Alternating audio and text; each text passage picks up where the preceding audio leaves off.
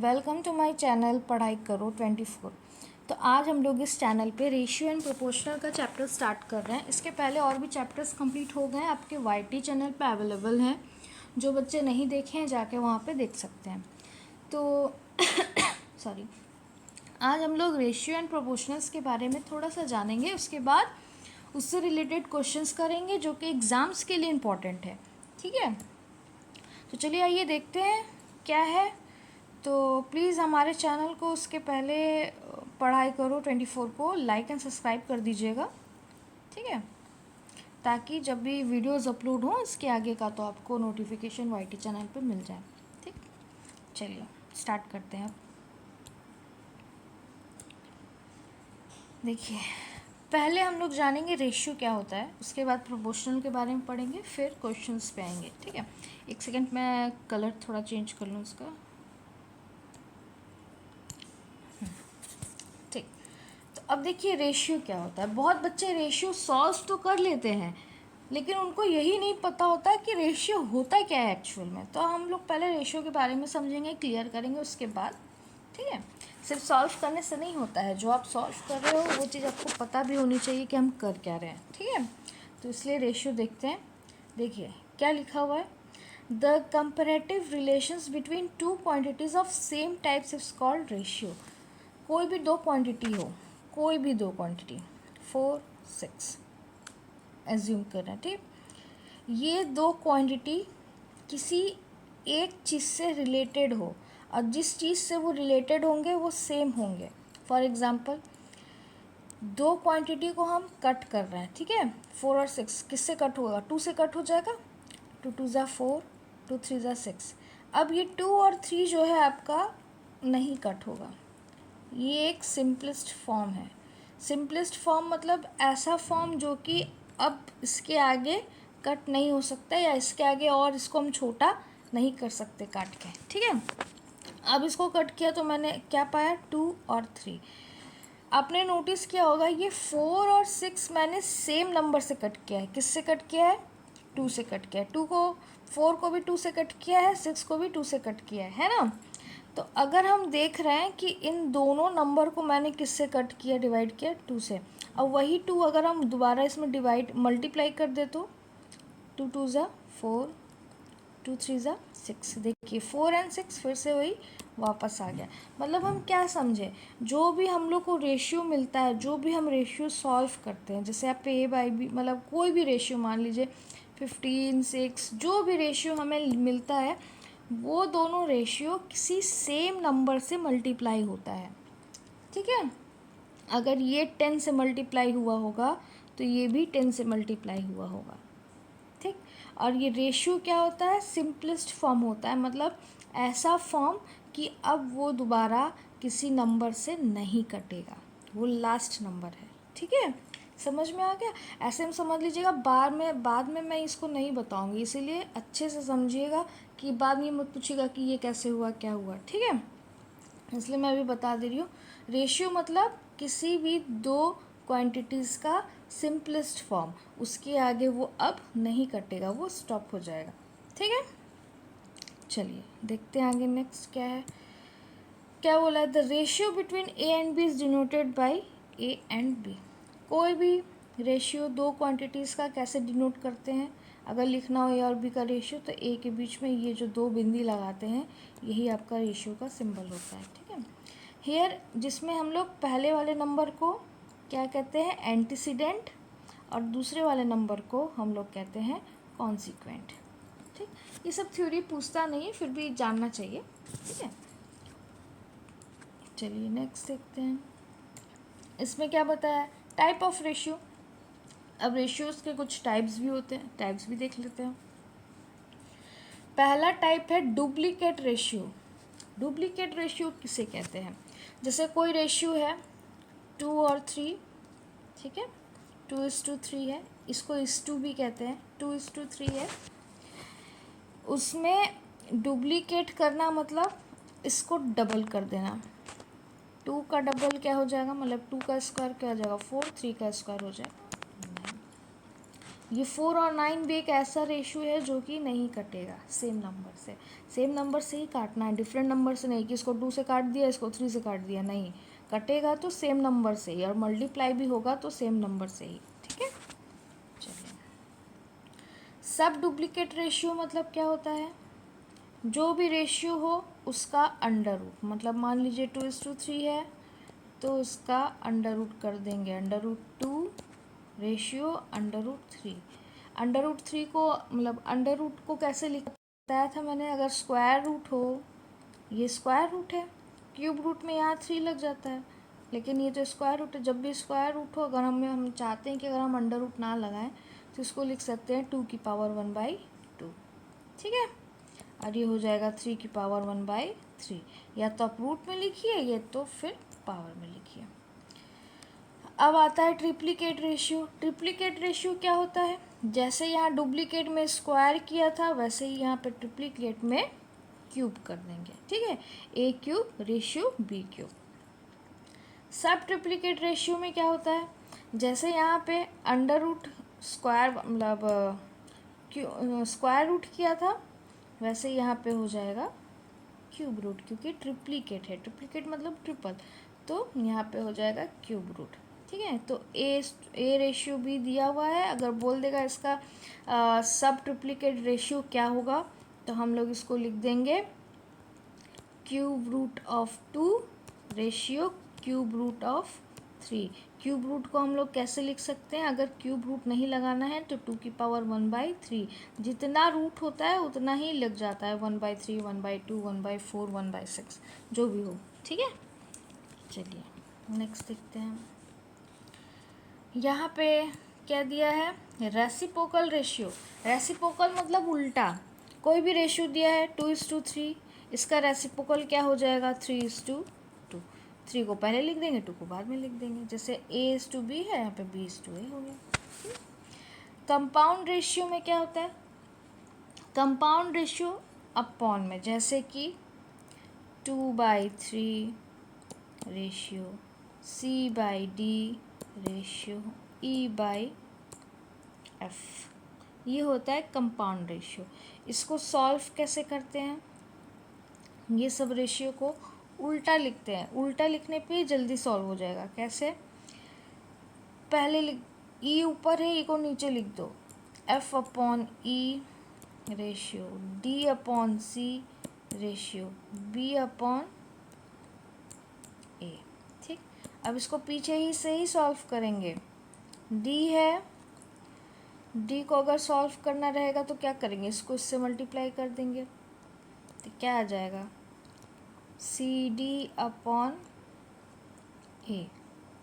D = क्या आ जाएगा? C को इधर मल्टीप्लाई कर देंगे, ये B है ना, सॉरी, CB/A, ठीक।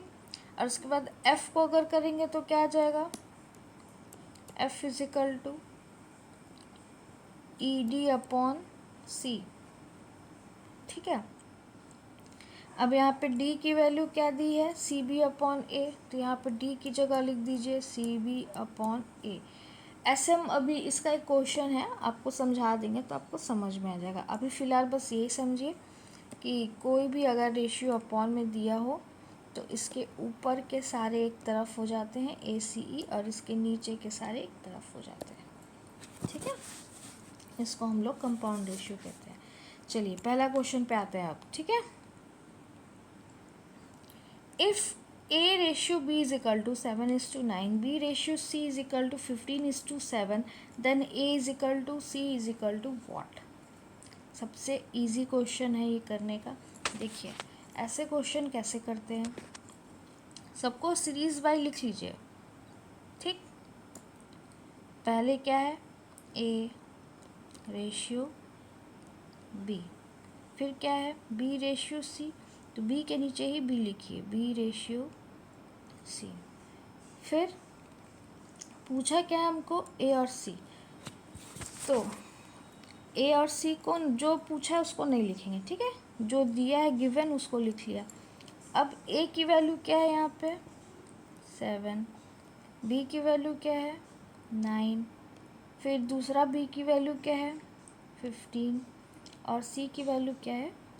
7। ठीक, अब हमको अगर a की वैल्यू निकालनी है तो ये नहीं कि a की वैल्यू यहाँ पे 7 दी हुई है, दूसरे में a की वैल्यू नहीं है तो a की वैल्यू 7 हो जाएगा, नहीं, गलत हो जाएगा। ऐसे लिखने के बाद जो जिसके ए बी है, बी के नीचे फिर बी सी, ठीक है, ऐसे लिखने के बाद हम लोग क्या करेंगे, ए को बी से मल्टीप्लाई कर देंगे तो मुझे ए का रेशियो मिल जाएगा। यहाँ पे लिख दे रहे हैं a ratio b ratio c, a का रेशियो मिल जाएगा। क्या हो जाएगा, 15/7 कितना होता है, 15/7 वो तो करना पड़ेगा। 7 5 ज़ा 35, 3 कैरी 105। ठीक है, ये आ गया ए का रेशियो। बी का रेशियो क्या हो जाएगा, बी को हम लोग बी से मल्टीप्लाई करेंगे, है बी है तो बी क्या है, एक 9 है, एक है 15, तो 15 9 ज़ा कितना होता है, 9 5 ज़ा 45, 4 कैरी 135। ठीक है, ये बी का रेशियो। अब सी का रेशियो निकालने के लिए बी और सी को मल्टीप्लाई की, पैटर्न क्या बना, ऐसे ऐसे ऐसे, मतलब यहाँ जो नंबर था उसको नीचे वाले से मल्टीप्लाई किए, फिर ऊपर वाले से, फिर नीचे वाले से, देखिए ऐसे ऐसे ऐसे। ठीक है, ए बी फिर बी बी फिर बी सी। ठीक है, अभी फोर्थ 4 का अगर निकालना हो कैसे निकालेंगे वो भी बताएंगे, अभी तो फिलहाल ये 3 का है, मतलब ठीक है, ए बी सी। तो अब सी क्या आ जाएगा, 7 9 ज़ा 63। अब हमसे पूछा किसका रेशियो है, ए और सी का, तो ए और सी का हम लोग सिंपलेस्ट फॉर्म निकाल लेंगे। ए दिया है 105, सी दिया है 63, दोनों 3 से जाएगा, कट करो। जब तक कट हो रहा है तब तक कट करना है, वरना रेशियो नहीं आएगा। ठीक है, तो ये हो जाएगा 3 3 ज़ा 9, 3 5 ज़ा 15, ये हो जाएगा 3 2 ज़ा 6, 3 1 ज़ा 3। और जा रहा है क्या, बिल्कुल जा रहा है, 7 से जा रहा है, 7 5 ज़ा 35, 7 3 ज़ा 21। अब कटेगा 5 और 3 नहीं, तो ये आ गया 5:3, तो option number D is a correct, 5:3। ठीक है, हाँ अब देखिए यहाँ पे रेशियो पूछा है ए रेशियो सी, तो ए रेशियो सी ही लिखना है, ये नहीं कि आप सी का पहले लिख दिए 3, ए को लिख दिए बाद में 5, तो गलत हो जाएगा। ए है तो पहले ए की वैल्यू ही लिखेंगे 5, सी है तो उसके बाद सी की वैल्यू लिखेंगे 3, तो 5:3। ये गलती से मत लगा दीजिएगा 3:5, ये उल्टा हो जाएगा फिर, ठीक है, ये रॉन्ग हो जाएगा। Option number D. चलिए नेक्स्ट देखते हैं, नेक्स्ट वाले में क्या बोला है, एग्जाम्पल नंबर 2 में क्या है, if 3a + 5b upon a is equal to 5 then, हाँ इसमें और a और b की वैल्यू निकालनी है, बहुत इजी है, इसमें कुछ भी नहीं करना है, क्रॉस मल्टीप्लिकेशन कर दीजिए बस। कैसे,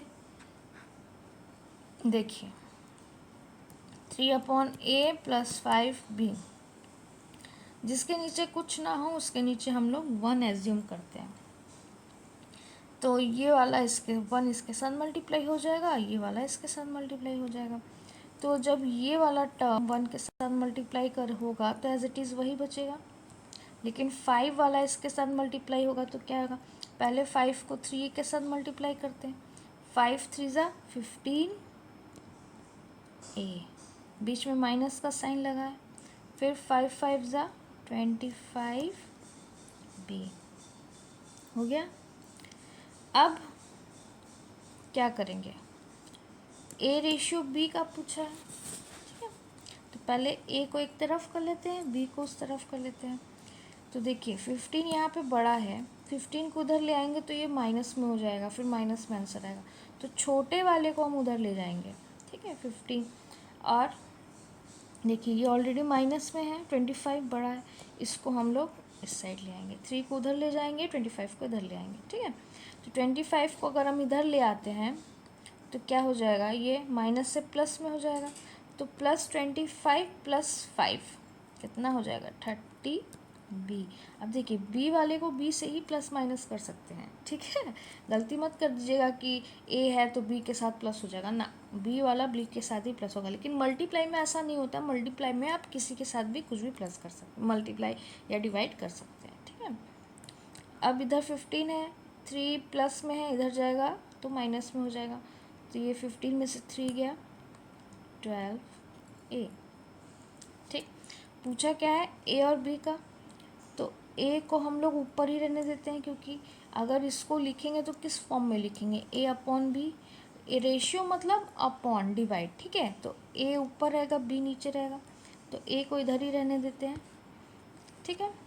बी को नीचे उतार लेते हैं, मतलब बी को यहाँ उतार लेते हैं, तो क्या हो जाएगा ए अपॉन बी। 12 को हम लोग इधर भेजेंगे तो कितना हो जाएगा 13 अपॉन 12। ए अपॉन बी 13 अपॉन 12। अब ये ए और बी के फॉर्म में आ गया। अब इसका जो भी सिंपलेस्ट फॉर्म होगा वो ए बी का रेशियो होगा। तो इसका सिंपलेस्ट फॉर्म क्या हो जाएगा, 2 से कट कर देते हैं। 2 5 ज़ा 30, 2 15 ज़ा 30, 2 6 ज़ा 12, फिर से जाएगा 3 से, 3 2 ज़ा 6, 3 5 ज़ा 15। तो क्या आ गया, ए का क्या आ गया 5, बी का आ गया 2। ए का आ गया 5, ये तो 3 है, ए का आ गया 5, बी का आ गया 2। Option number D is a correct. ठीक है, चलिए नेक्स्ट क्वेश्चन देखते हैं। ये क्या बताया है,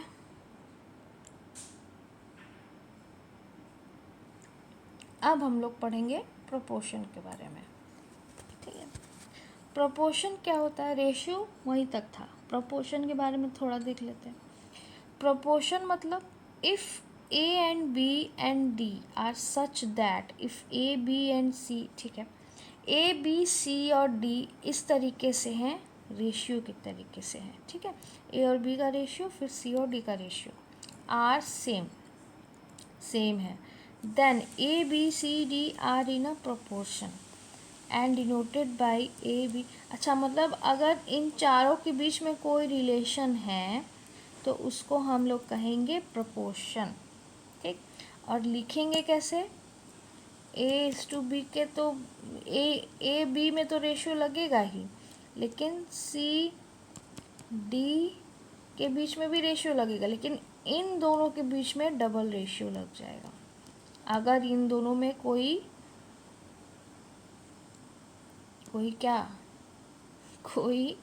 रिलेशन हो तो। ठीक है, अब देखिए क्या हो जाएगा, ए को हम लोग कैसे लिखेंगे, ए अपॉन बी, क्योंकि रेशियो में है, रेशियो मतलब डिवाइड होता है, इन दोनों के बीच में भी डबल रेशियो है ना। फिर इसको लिखेंगे सी अपॉन डी, है ना।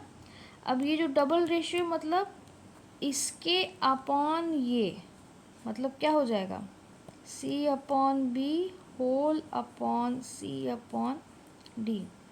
अब ये क्या हो जाएगा, पलट जाएगा तो क्या हो जाएगा, ए अपॉन बी इंटू डी ऊपर चला जाएगा, सी नीचे चला जाएगा, तो क्या आ गया, ए मल्टीप्लाई बाई डी मतलब ए डी, और फिर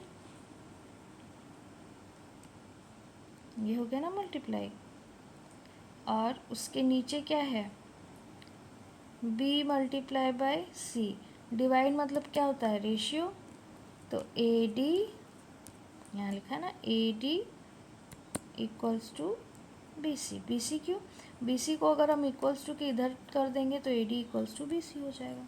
ठीक है, तो ए डी को यहाँ पे क्या बोला है, एक्सट्रीम, और बी सी को क्या बोला है, मीन। ठीक है, चलिए तो गाइस आज के लिए इतना ही। अब इसके आगे जो हम लोग पढ़ेंगे वो पढ़ेंगे बेसिक ऑपरेशंस, कुछ और उसके थ्योरी है थोड़ी सी, वो देख लेंगे, फिर एग्जांपल्स देख लेंगे, थोड़ा फॉर्मूले देख लेंगे, फिर हम लोग मेन क्वेश्चंस पे आएंगे। ठीक है, तो आज के लिए इतना ही, मिलते हैं नेक्स्ट क्लास में। वीडियो अच्छी लगी हो, नॉलेजेबल लगी है तो वीडियो को लाइक और सब्सक्राइब ज़रूर कर दीजिएगा, ताकि जब भी कोई वीडियो अपलोड हो तो इससे रिलेटेड वीडियोज़ आपके YT चैनल पे आ जाए। ठीक है, तो चलिए मिलते हैं नेक्स्ट क्लास में, तब तक के लिए थैंक यू।